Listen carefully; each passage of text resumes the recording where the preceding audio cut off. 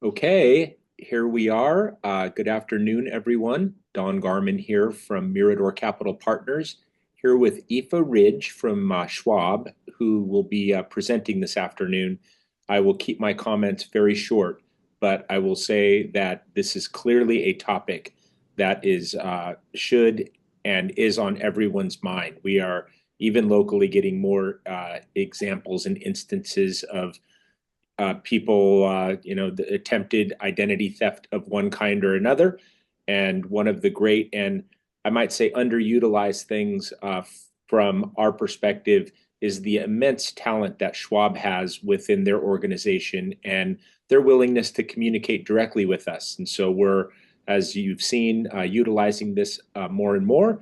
And without further ado, I look forward to your presentation, although I have to admit I'm a little nervous as to what you're going to teach us. But thank you, Aoife, for spending time with us. So I'll turn it over to you. Thank you, Don. Hi, everyone. Good afternoon. I'm the Director of Advisor Services Fraud Prevention with Schwab, and my team is dedicated to educating our employees, advisors, and clients about active fraud threats, scams, identity theft, and all of the interdependent issues that come along with that.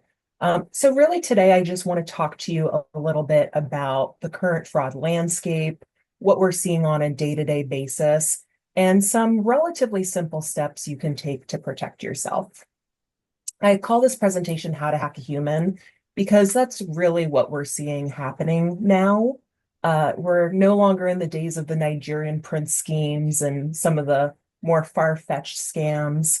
Fraudsters nowadays are incredibly sophisticated, professional, and they are using every tool at their disposal to do this very lucrative crime. And so, really, if we're not also engaging in protecting ourselves using the technology at our disposal, we're really putting ourselves at a disadvantage.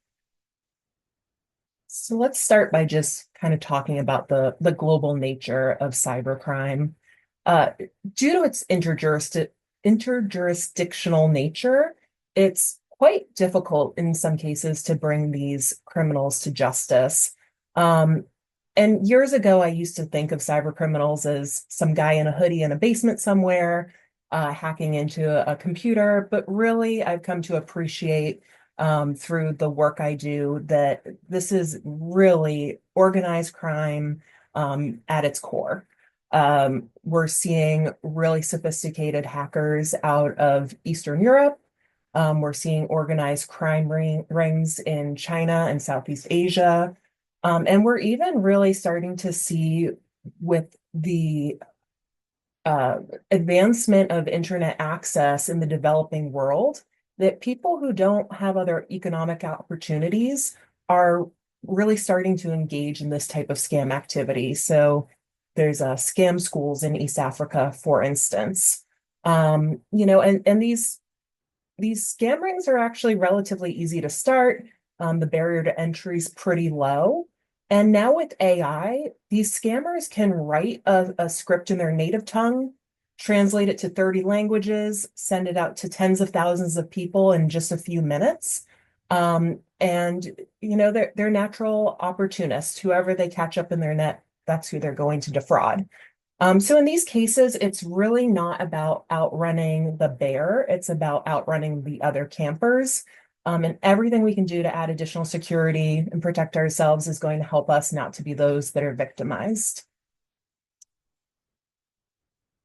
There is a bit of a perfect storm happening. I'll touch on a few of the things that we're seeing, but everyone has access to the internet all day, every day. It's on your phone, it's on your tablet. I bought a new refrigerator last year. For some reason, I can download my emails onto my refrigerator. Probably not necessary, but we're getting bombarded with information and messages and phishing attempts from the moment we wake up to the moment we go to sleep, before we've had our coffee, after we've gotten an argument with our spouse. And so it's very easy to click on a malicious link or to engage with a bad actor. I've certainly come close to doing it myself, even with the wealth of information that I have and how often I see these things. Many of us volunteer information online, whether it's through social media, even our LinkedIn profiles are a wealth of information for bad actors. Um, there's hacked information. We trust businesses and companies with our personal data, and almost on a daily basis, we see a large hack of information.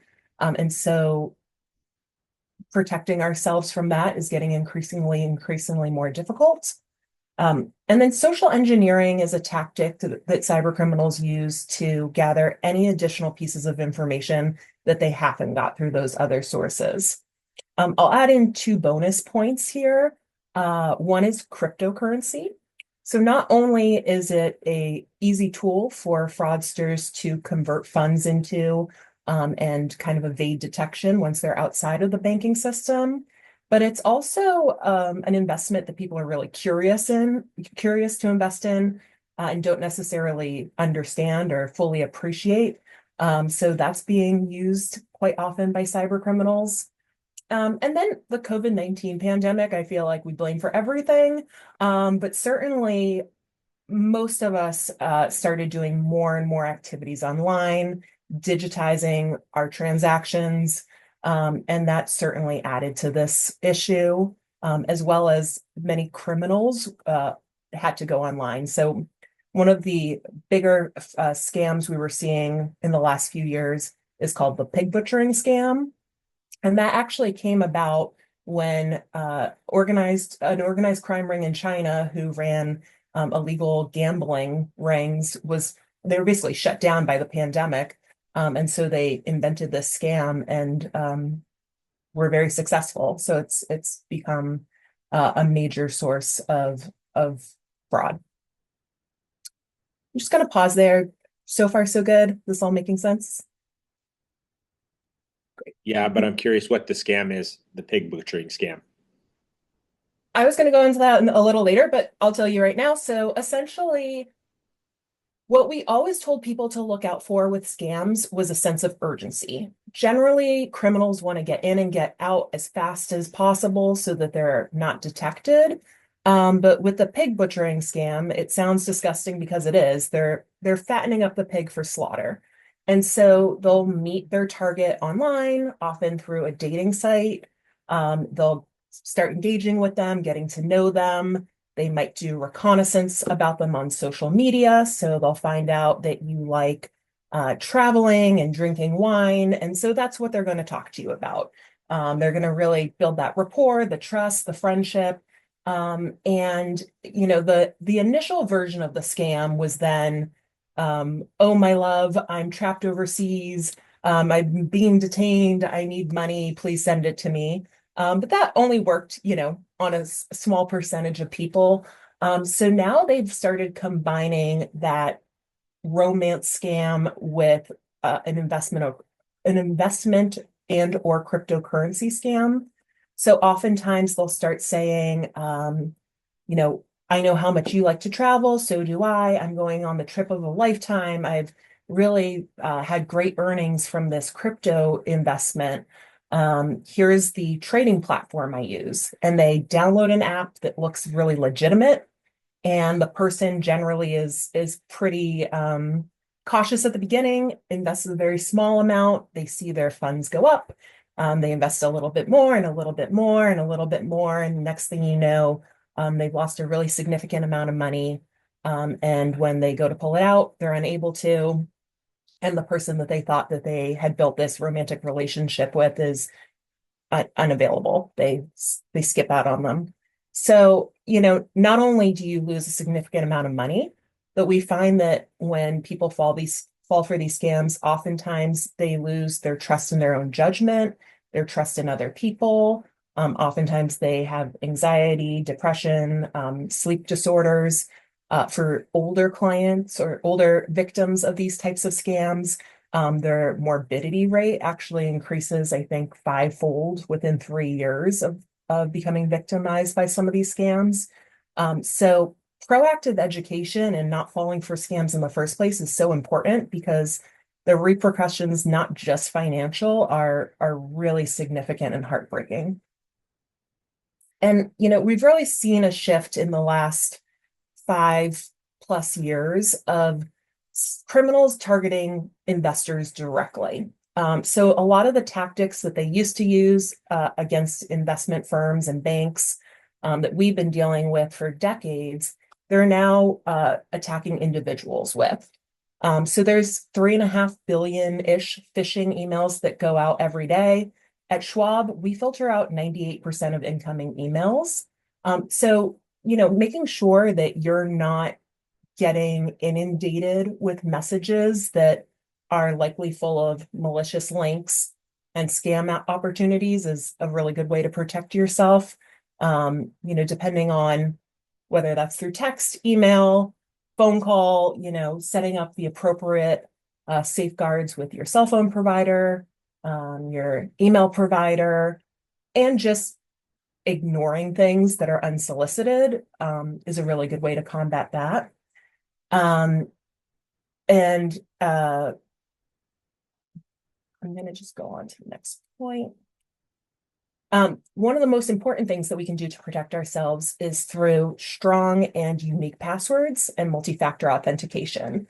And while it might not sound very exciting, those two things combined can make you 98% less likely to get hacked. When we're talking about a strong password, it really is a length equals strength situation. So these bad actors use password cracking software that's essentially guessing a sequence of characters. And so the shorter your password is, the easier it is for those to be brute force hacked. With each additional character that you add, it takes additional weeks, months, or years for somebody to guess that password. So when you get up to 12, 13, 14 characters, that's going, to decades or centuries for that software to be able to guess your password. If you make that a little bit more complex, you're going to be in a really good position.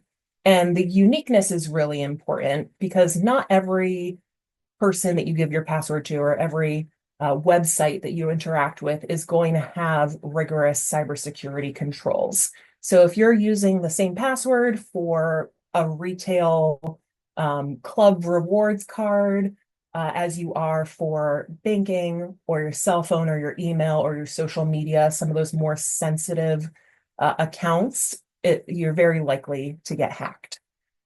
So password managers are a really good tool that you can use to make these long and unique passwords.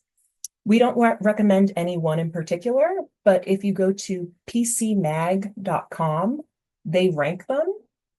And some of the ones that you pay a couple of dollars for are really great. Many have military grade encryption.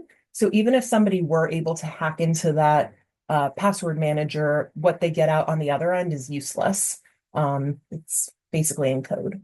So that's something really worth considering. And if you currently think that, you've used recycled passwords or your passwords are weak and you're not sure how to go about fixing the problem, I'd really recommend that you sit down and think which sites are the most sensitive and start there. And I would actually start with your cell phone. Nowadays, our cell phones are the keys to the kingdom. That's where we get the codes for multi-factor authentication. It has all of our contacts. It has a lot of personal information about us. So any security measures that your cell phone carrier will provide to you to avoid what we call SIM jacking, I would highly, highly, highly recommend that you use. Of course, any bank accounts, financial accounts are important. Social media accounts, insurance companies, anybody who has personal information about you. But the one that I would actually be very cautious with is your email. So if we think about what is in our email account, it is truly a treasure trove of information about us. Our inbox might have things like quotes from contractors, or maybe paperwork from our financial advisors. But think about your outbox as well.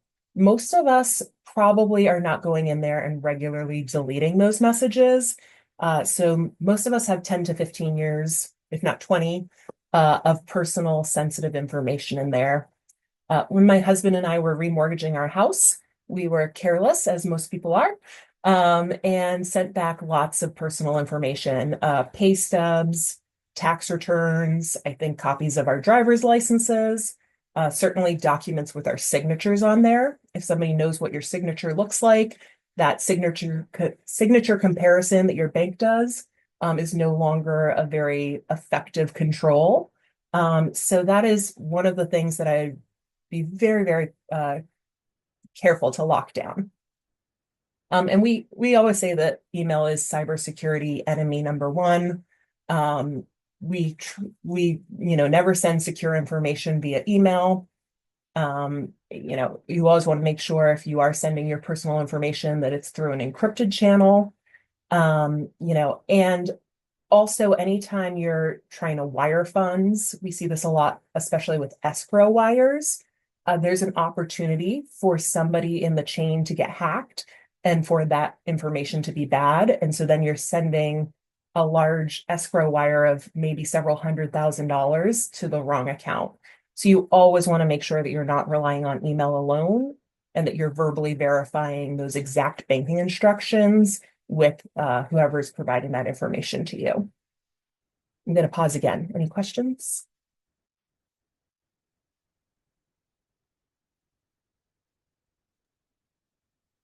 I suppose I should say to anybody who's with us, I think you can hit the raise hand button to ask a question, or I will certainly ask some at the end as well, but anyone is free to do that. Great.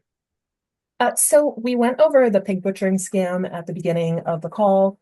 Other scams that we're seeing really commonly are tech support scams. This is somebody posing as Microsoft or Apple. The goal here is to try to get into your device, either take over your device or download personal information from it.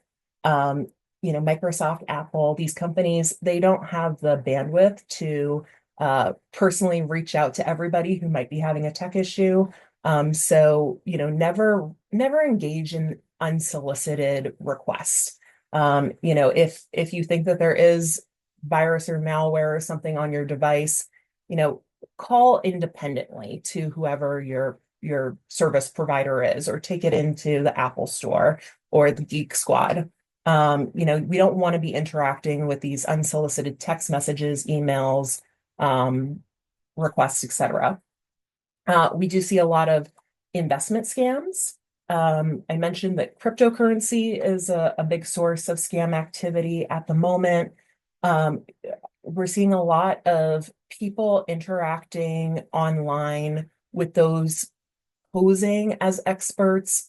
We've seen our own executives' identities be abused. Essentially, they go on LinkedIn and they take a picture of them, their title and their name, and then they start a WhatsApp chat saying, invest with Schwab. Here's a great cryptocurrency investment that we have to offer for you, or whatever that engagement is. We always say don't take candy or investment advice from strangers. You all have financial advisors, so obviously that's the person that you would want to go to vet any ideas. But once again, anything unsolicited on the internet, you really don't want to trust. You need to independently verify absolutely everything at this point. We see a lot of financial institution impersonation scams. These are coming in a number of ways. So there's the WhatsApp one I just mentioned. We've seen spoofed websites where somebody either gets a phishing email purporting to be from a financial institution. They click on a link. The website looks exactly like the landing page for their bank. They enter their credentials, and then a message pops up that says, your account has been locked due to suspicious activity or fraud. Call this number for assistance. And then you call a hotline, and the person presents themselves as some type of fraud expert from the financial institution, convinces you that your money is not safe in your account and that you need to wire it out, and all your money is gone. I think rest assured that we would never advise you to move money outside of Schwab. I don't think any of the major banks would ever advise you to do that either. Even if your individual account was compromised, we would never need you to leave the institution. So that is something to be cautious of. We've seen text messages with fraud alerts that people respond to. And really, it's trust abuse. They're trying to get you to interact with somebody that you believe is a trusted partner or party, in order to use their good name, their reputation to convince you that it's legitimate. We've seen government impersonation scams, regulators impersonated, the IRS is impersonated. Probably some of the ones you've seen recently are offers from Netflix, Amazon, FedEx. You have a package on the way. They use these brands because almost everyone uses them. Like, we all have Amazon accounts. We all have a package on the way, almost on a daily or weekly basis if you have a shopping problem like me. And so they just know that that is something that you're likely to interact with and click on. So those are things to be cautious of. Even our own brand has been spoofed. One of the tactics that we saw this year was something called SEO poisoning, search engine optimization, where you enter a brand, Schwab in this case, into a search engine, and one of the top results is actually a fake website. So they pay for their search results to appear near the top. I don't think it's ever actually the top one, because we pay for that. But we have seen that they, number 3 in Yahoo or something like that is a fake website. So you want to be very careful when you're going to any website and putting in your credentials that you are actually typing in schwab.com or bankofamerica.com, that you're looking to make sure that that URL is correct, that it's not, there's not a bunch of extra characters and strange things in there. This is one case where a password manager will help you, because if you have a password manager and you're not on the right site, the password manager won't work. And so that helps to clue you in that you've ended up in the wrong place. In a lot of the phishing emails, the hyperlink will say the correct website. So in this case, it says www.schwab.com. But if you hover over it, the actual URL is a very long string.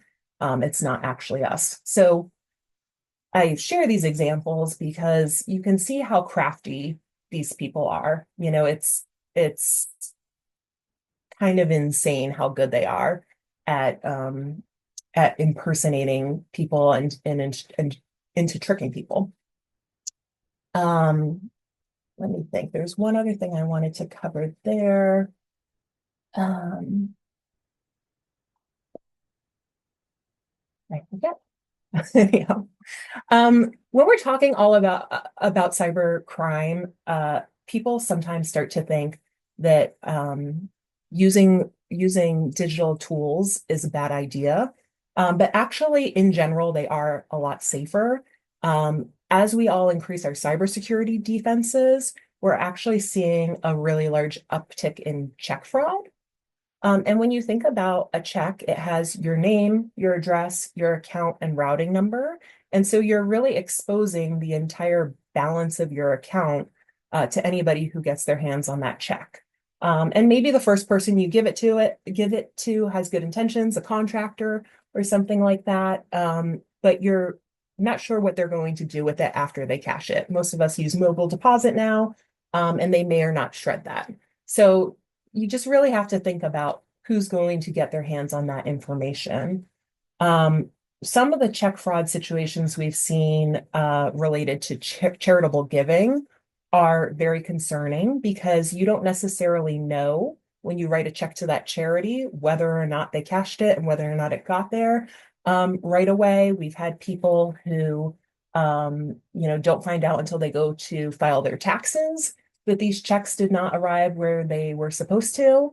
And so just, being very diligent if you do have to write a check, is important. Using indelible ink, um, you know, trying, if you can, not to mail them. We've had reports from the US Post Service that their postal workers are actually getting attacked to steal their keys for large mailboxes at condo complexes, to those large blue mailboxes. So this is a pretty significant source of crime. And many of the financial institutions are pretty backlogged in dealing with these investigations. So we're seeing that it's taking a considerable amount of time to recover the assets.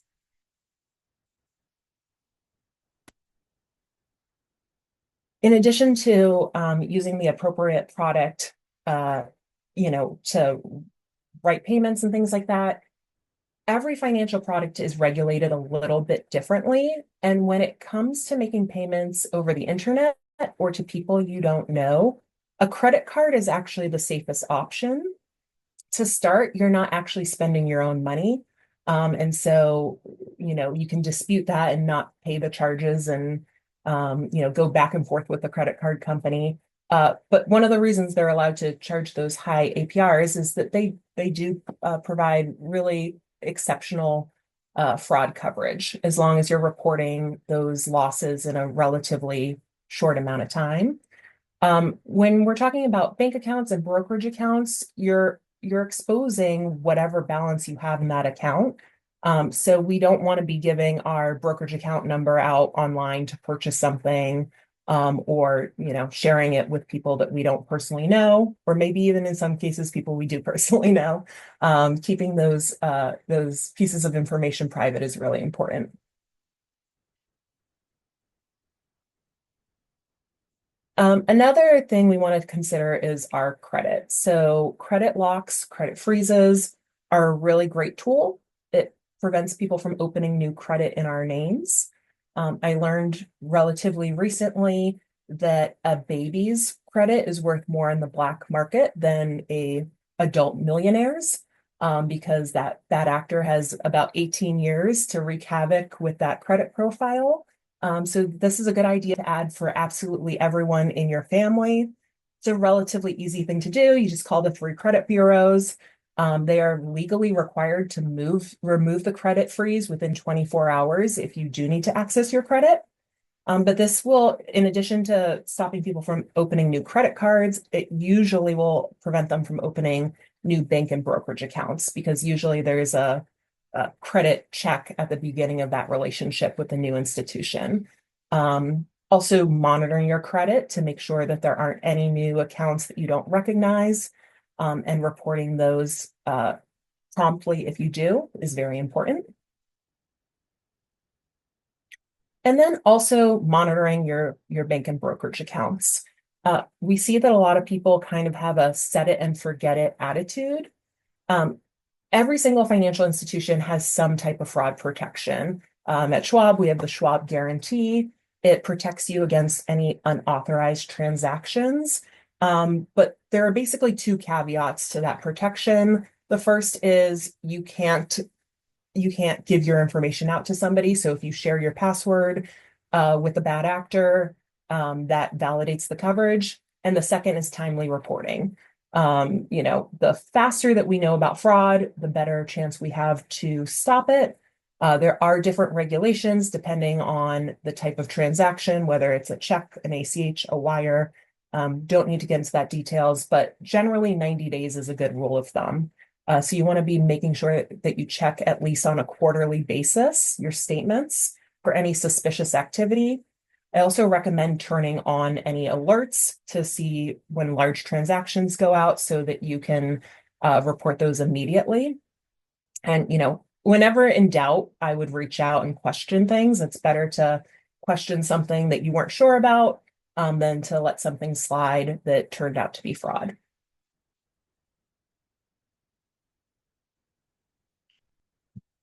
Okay, so keeping ourselves safe online is really important. Not sharing personal information, we brushed upon a little bit, but really we want to think about how people can use that information against us. I know an example of a executive who was traveling and posted on LinkedIn about this conference that they were going to.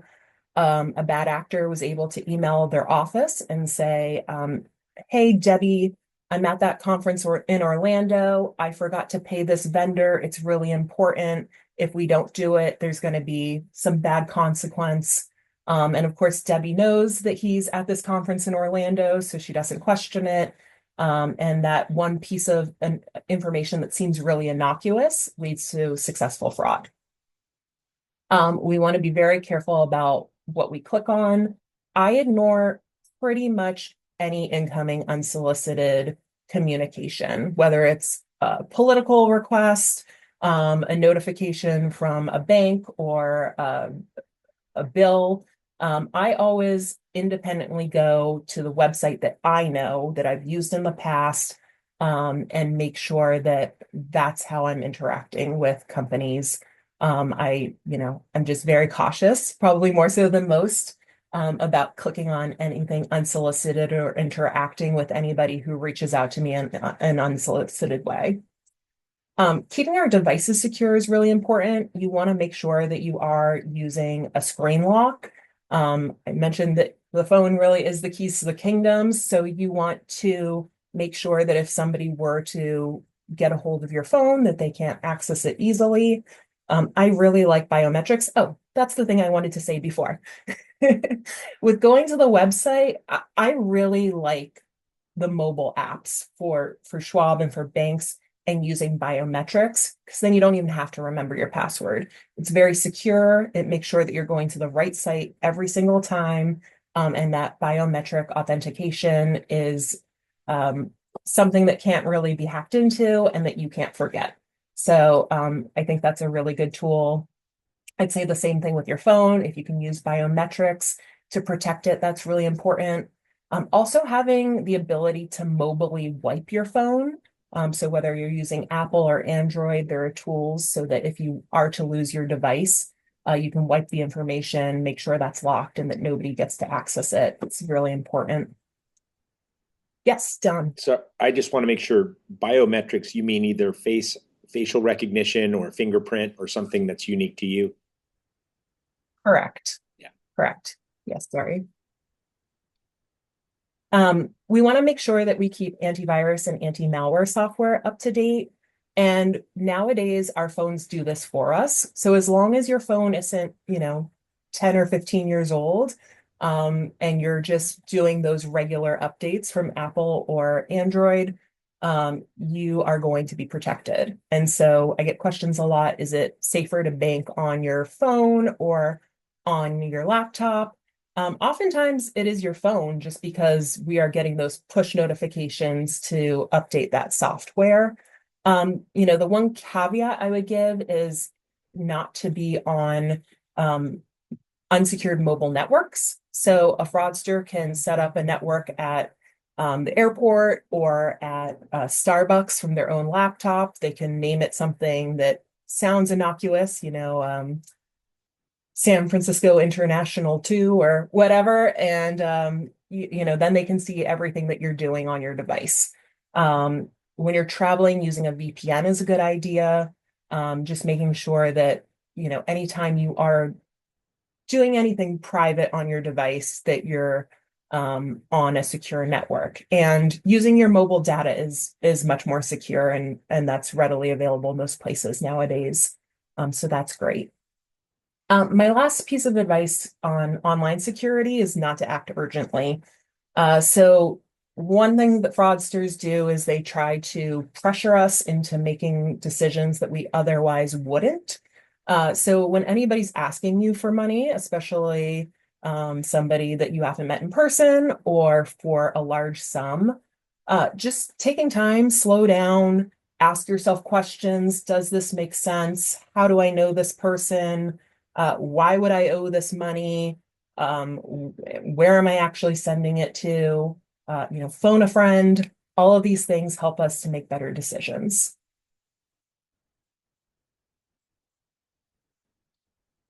At Schwab, we have additional security measures that are specific to our platform. So one thing that I do recommend is adding a verbal password. This is for when you call into Schwab. It's a unique word. This is really important if you feel like your identity has been compromised. And so some of those questions that we ask you, a bad actor might have access to, date of birth, mother's maiden name, things of this nature. That verbal password basically prevents us from asking any of those questions that an identity thief might have access to. And even if you never plan to call us, this is a good thing to add because if we have never interacted with you, we don't have a record of your phone number that you've called in many times on, um, recordings, your voice, things like that we might be able to use analytics for. So sometimes when you're not interacting with us, that's when it's even more important to add additional security measures.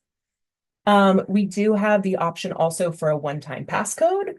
So instead of using those knowledge-based questions, we can send you like an SMS code that you read back to us.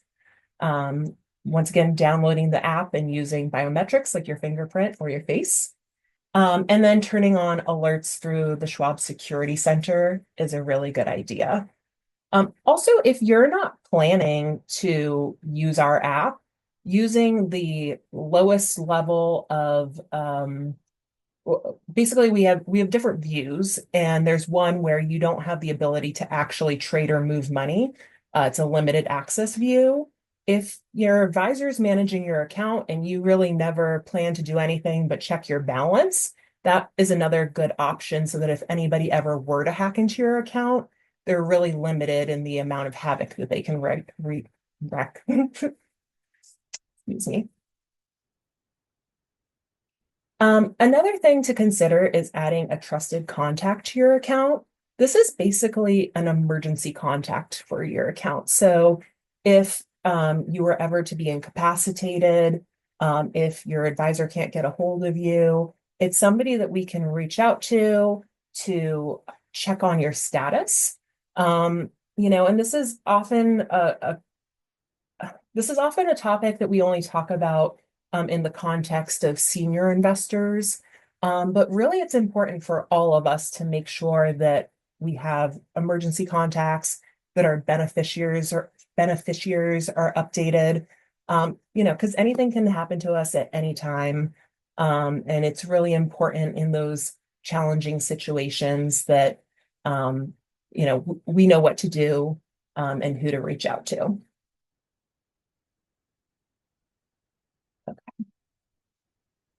So I am going to pause here for questions before we do a security recap.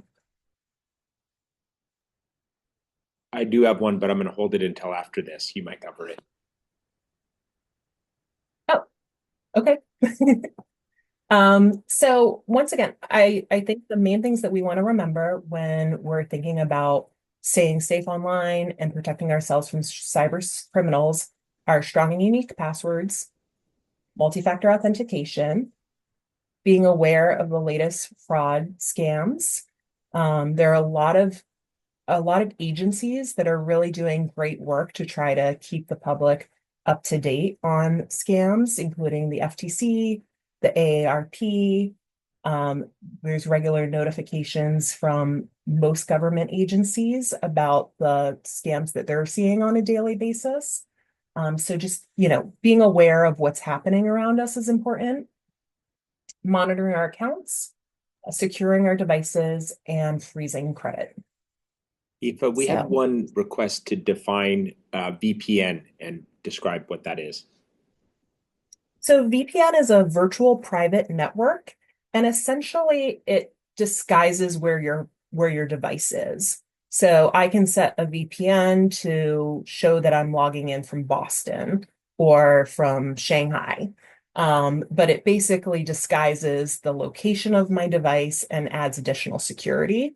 And they're relatively inexpensive. It's something you can download onto your phone or your tablet. And if you're traveling regularly, is a really good option to keep your device secure.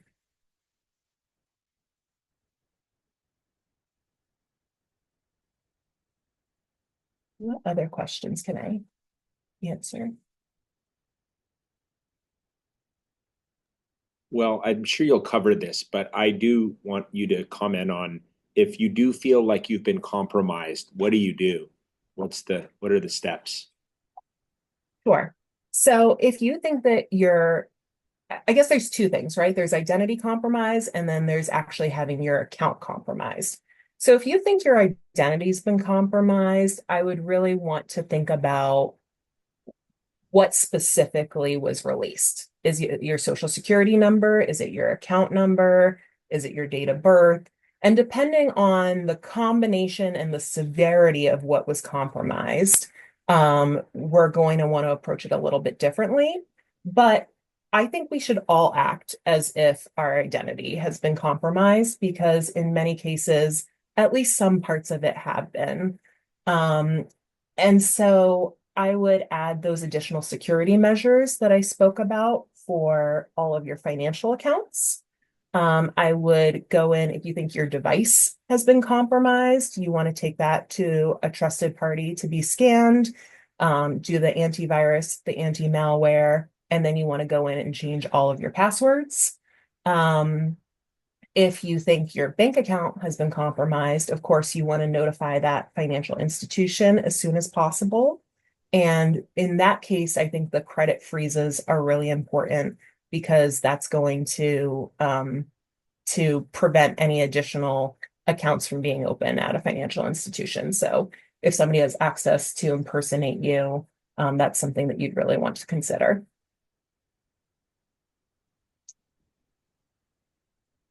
What other questions?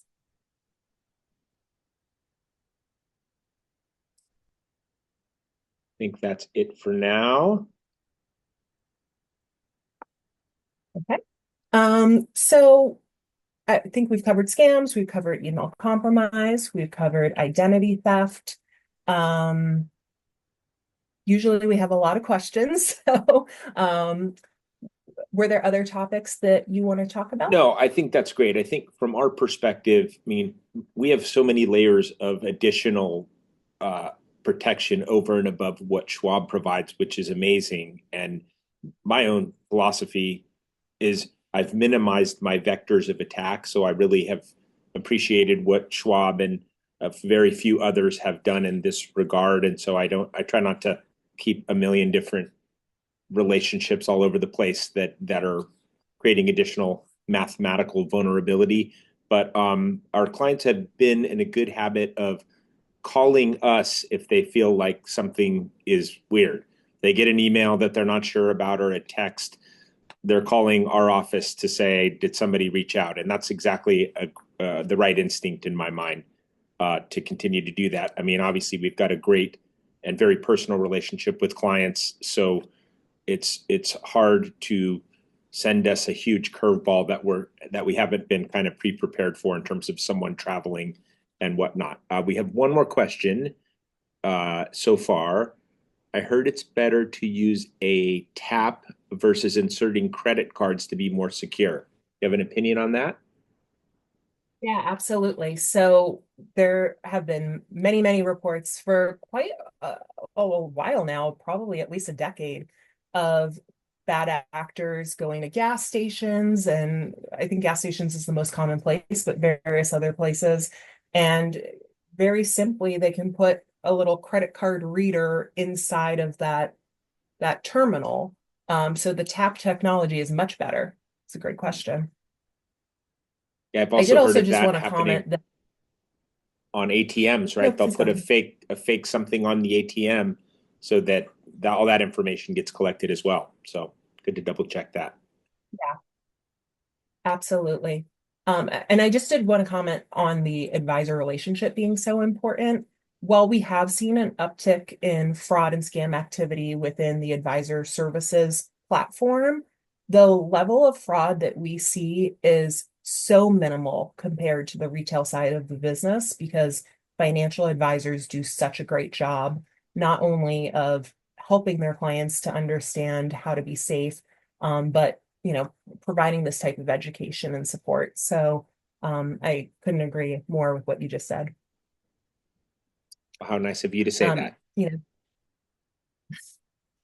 know, the comment about the ATM got me to thinking too. QR codes is something new that we're seeing. And so it's not that it's, a different type of fraud in general, but just, QR codes are something that we've started to use specifically after COVID. And people are going up and putting just fake QR code stickers onto um, parking spots. So instead of paying the city, you're paying a fraudster and then probably getting a parking ticket.